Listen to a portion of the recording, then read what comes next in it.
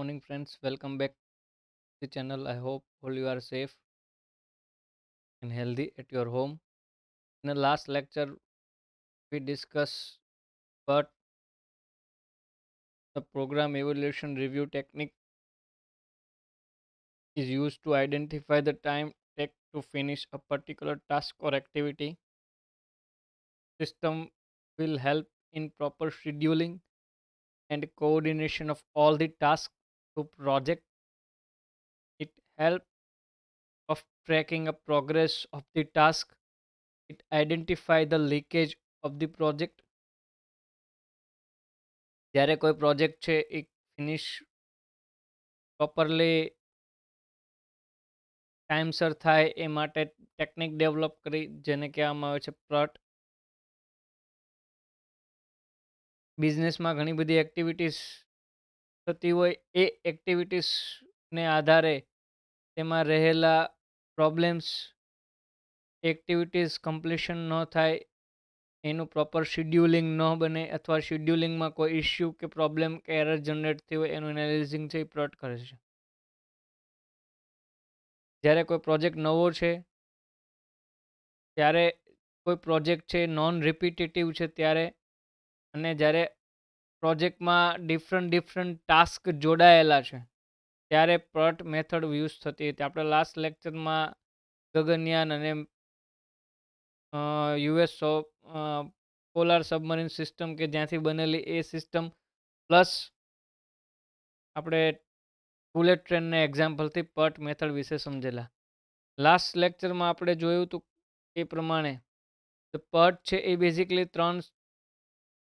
માંથી કોઈ એક એસ્ટિમેટ ઉપર કન્ક્લુડ કરે છે કે આ તો તમારો પ્રોજેક્ટ જે છે એ વહેલા પૂરો થયો, ઓપ્ટિમિસ્ટિક ટાઈમ, ક્યાં તો જે સમય તમારો કમ્પ્લીટ થવો તો એ સમય થયો, most likely time, pessimistic time એવો ટાઈમ કે જ્યાં તમારો project take a longer time.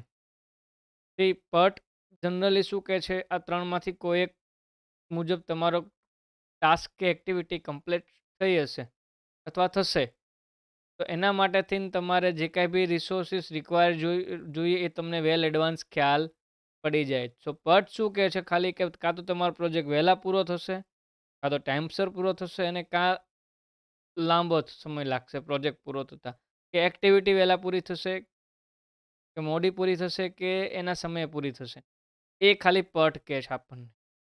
Right, તો એ ઇવેન્ટ ઓરિએન્ટેડ એક્ટિવિટીઝ છે. આપણે last time diagram B discuss કર્યો તો ધ ડ્યુરેશન અને probability occurrence of the activities. Okay, અહીંયા સુધીનું આપણે લાસ્ટ લેક્ચરમાં જે ભણ્યા હતા એ રિવીઝ કર્યું. Advantages of PERT. પહેલાં જ મેં કીધું એમ કે PERT જે છે એકચ્યુઅલી શું કરે છે તો કે તમારા બિઝનેસની જે કંઈ બી એક્ટિવિટી કે ટાસ્ક છે એ પ્રોપર સમયમાં પૂરો થાય, રાઈટ, એનું એનાલિસિસ કરે. કાં તો તમારો જે ટાસ્ક છે એ પહેલાં પૂરો થશે કે ટાઈમસર થશે અને કાં લાંબો સમય એટલે કે પેસિમિસ્ટિક ટાસ્ક હશે, એ PERT કહે છે. એના આધારે તમને તમારા એ ટાસ્કમાં જે કાંઈ બી રિસોર્સિસ યુઝ કરવાના છે એનો તમને ખ્યાલ આવે છે, રાઈટ. કેમ કે તમે એડવાન્સમાં પ્લાનિંગ કરો છો કે ભાઈ કઈ એક્ટિવિટીમાં કેટલો ટાઈમ ડ્યુરેશન જશે, તે એક્ટિવિટી ક્યારે કમ્પ્લીટ થશે, નેક્સ્ટ એક્ટિવિટી ક્યારે સ્ટાર્ટ થશે, તો તમે સાથે રિસોર્સિસનો બી એક આઈડિયા આવે છે કે ભાઈ આ રિસોર્સિસ જે છે એ આટલા વપરાશે ને આટલા સુધી એનું કન્ટિન્યુએશન રહેશે. તો PERTને લીધે આપણા રિસોર્સિસનો યુસેજનો ખ્યાલ આવે છે, પ્લસ એ રિસોર્સિસ કેવી રીતે યુઝ કરવા એનો બી આપણને એક આઈડિયા મળી જશે. કેટલા રિસોર્સિસની જરૂર છે એ બી PERT કહી દેશે, રાઈટ. તો એકચ્યુઅલી PERT જે છે એનું કામ શું છે તો કે it help to maximise the use of resources. આપણા જે રિસોર્સિસને મેક્ઝિમમ કેવી રીતે યુઝ કરવા એ આપણે PERT આધારે ખ્યાલ આવી જશે. PERT એકચ્યુઅલી આપણને કેલ્ક્યુલેશન તો ટાઈમ ડ્યુરેશન રિગાર્ડિંગ કરે છે, પણ આપણને એના મેજર એડવાન્ટેજ જોવા જઈએ તો એક આવે છે કે આપણને એના રિસોર્સિસ છે એને યુટિલાઇઝેશન માટે આપણને એક આઈડિયા ક્લિયર થઈ જાય, રાઈટ.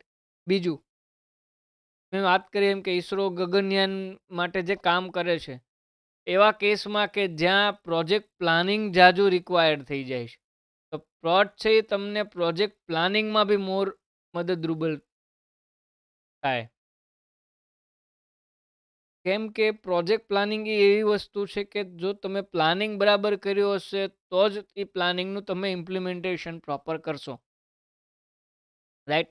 આજે ઈસરોએ જે ગગનયાનની વાત હું કરું છું, ગગનયાન જે છે એ મોકલવા માટે થઈને ઈસરોએ ફૂલ પ્લાનિંગ કર્યું. એ પ્લાનિંગ ઉપર હાલમાં ઇમ્પ્લિમેન્ટેશન ચાલે છે. આ વસ્તુ જે છે એ પઠ થકી જે પ્લાનિંગ છે એનું ઇમ્પ્લિમેન્ટેશન સક્સેસફુલી થઈ જશે. અધરવાઇઝ છે પ્લાનિંગ કર્યું હશે પણ એ પ્લાનિંગ પેપર ઉપર હશે, ઇન રિયાલિટીમાં પ્લાનિંગનું જે એકચ્યુઅલમાં જે વર્ક થવું જોઈએ પ્લાનિંગ મુજબ એ નહીં થાય જો પટ ડેવલપ નહીં કરી હોય તો. એટલા માટે થઈને પટ ઉપયોગી છે કે તે પ્રોજેક્ટ પ્લાનિંગ માટે બી ઇમ્પોર્ટન્સ છે. એટ સેમ જ્યારે કોઈ લાર્જ પ્રોજેક્ટ હોય એના માટે બી પટ છે એ ખૂબ ઉપયોગી થઈ જાય. કેમ કે પટ જે છે એનું મુખ્ય કામ જ એ છે કે પ્રોજેક્ટ કમ્પ્લીશન અથવા ટાસ્કનું કમ્પ્લીશન જે છે એ પ્રોપર થવું જોઈએ, જેથી કરીને તમારા રિસોર્સિસ બી અલ્ટિમેટ મેક્ઝિમાઇઝ અને ઓપ્ટિમમ યુઝ થાય. જોઈએ એટલું જ યુઝ થાય, ઓપ્ટિમમ મતલબ.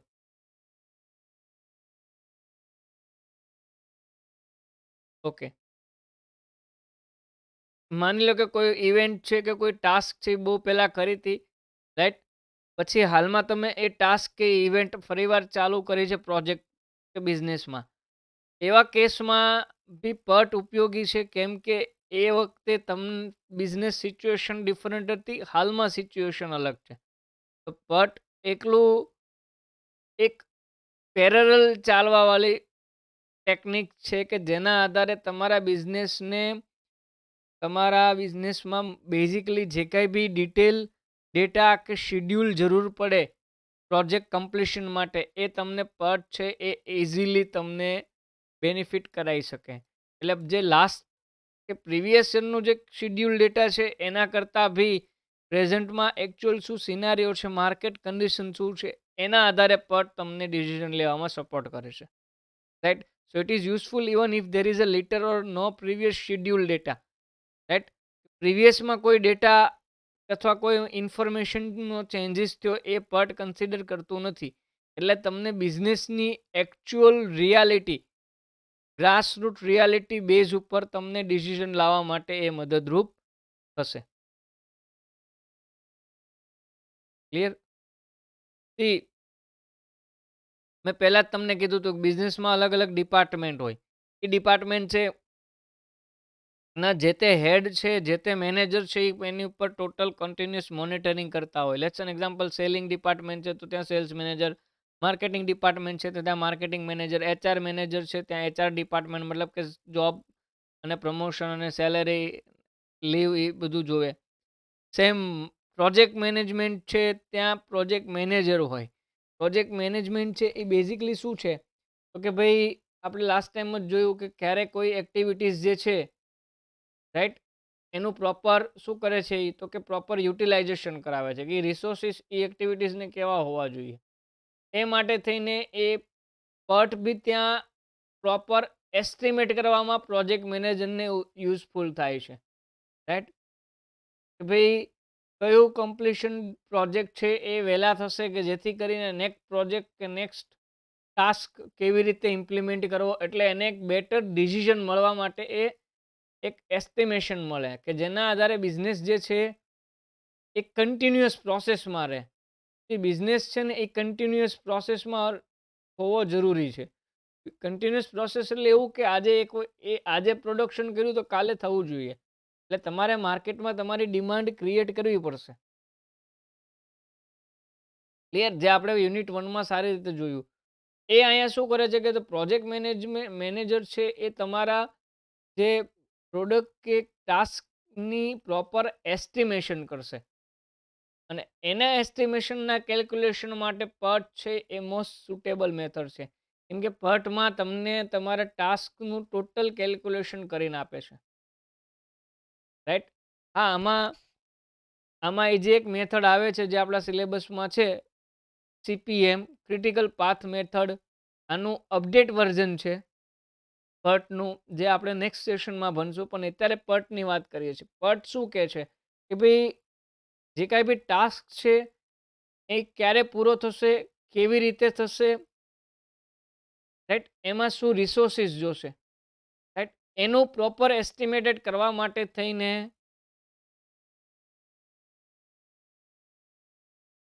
પ્રોજેક્ટ મેનેજરને યુઝફુલ થાય છે.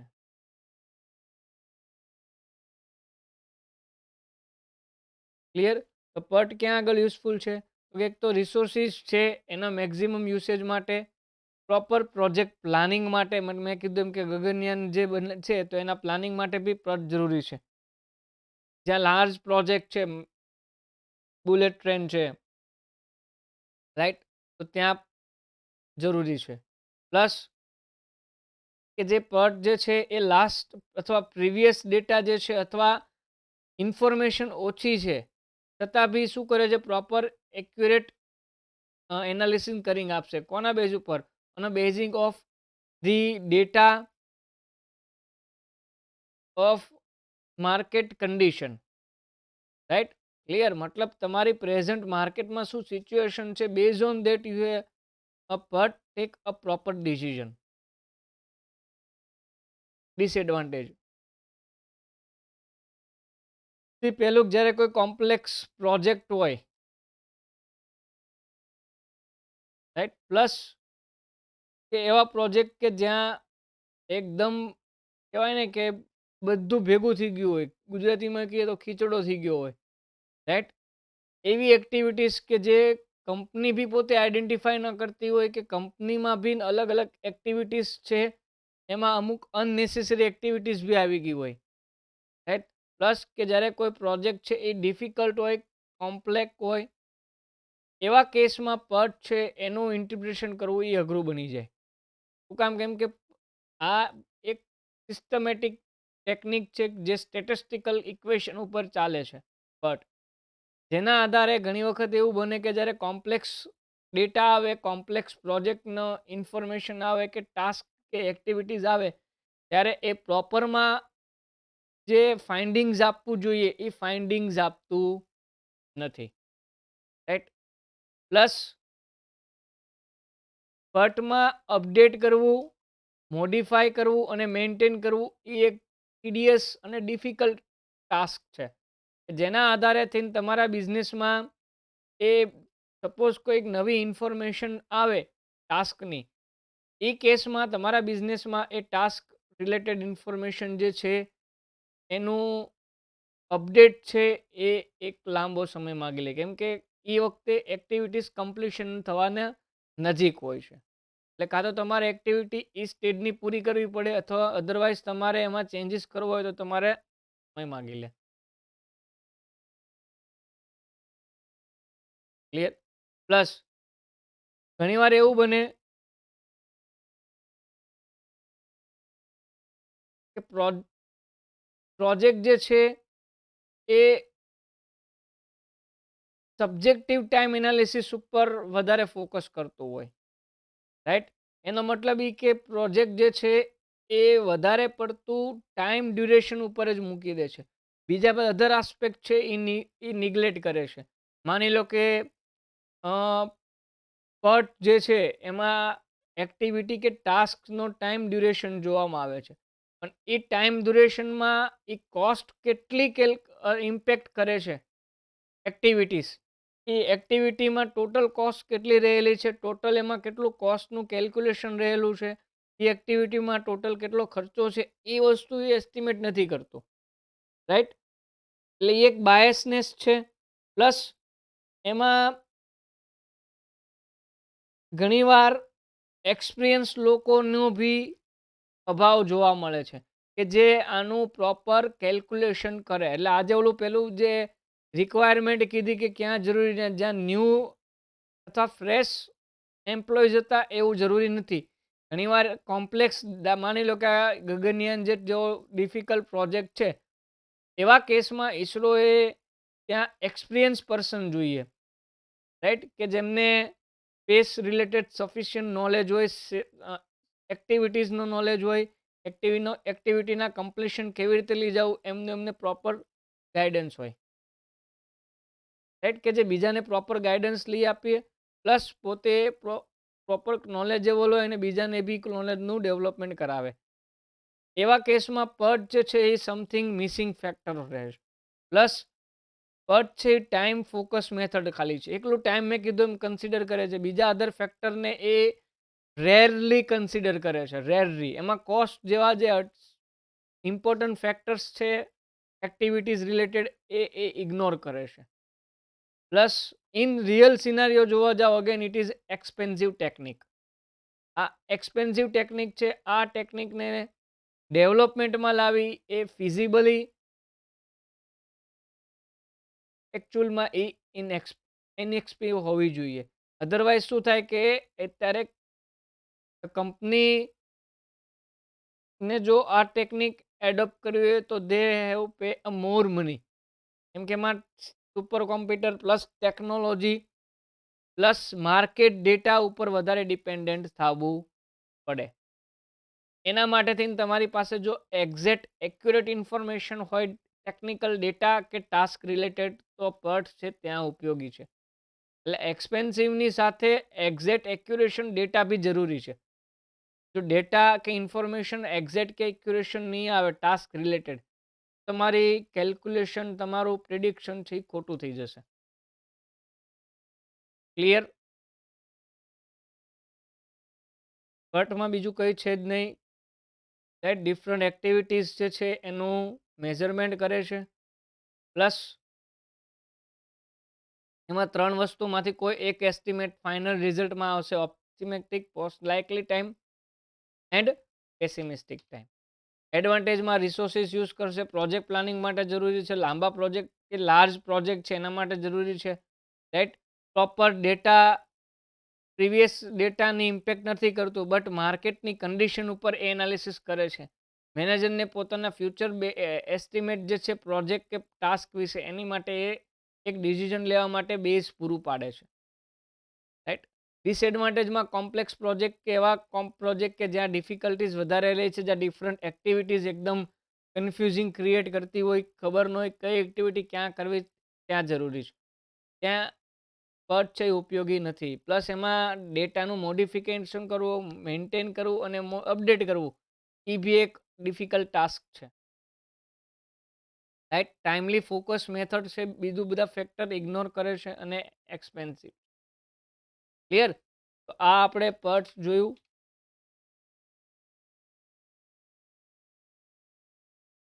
નેક્સ્ટ લેક્ચરમાં આપણે ફર્ધર આગળ ડિટેલમાં જોશું CPM, difference between PERT and CPM, અને પછી આપણે ફર્ધર સેશન. ફાઇન. તો stay tuned for further session. Thank you class.